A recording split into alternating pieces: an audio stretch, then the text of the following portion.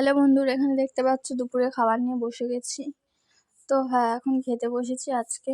তো এখানে দেখছো এটা একটা হচ্ছে স্পেশাল রেসিপি যেটা মা বানিয়েছে। এটা হচ্ছে তিল পটল। হ্যাঁ, নামটা শুনে নিশ্চয়ই একটু অবাক হয়ে যাচ্ছে। এটা কিন্তু খুব অন্য রকমের একটা রেসিপি, নিরামিষ, খুব সুন্দর কিন্তু খেতে লাগে। এটা যদি রেসিপি তোমরা দেখতে চাও তাহলে অবশ্যই আমাকে কমেন্ট করে জানিও, তোমাদেরকে দেখাবো। তোমরা তিল পেঁয়াজ বা তিলের বড়া এরকম কোনো রেসিপি খেয়েছো? খেয়ে থাকলে অবশ্যই কমেন্ট করো।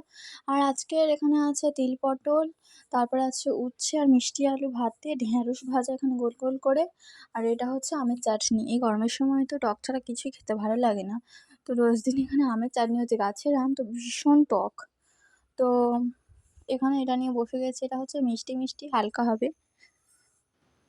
তিলটাকে ভালো করে বাটতে হবে, বেটে তারপরে এটাকে করতে হবে, ঠিক আছে? পটলগুলো একদম ছোট ছোট করে কাটতে হবে।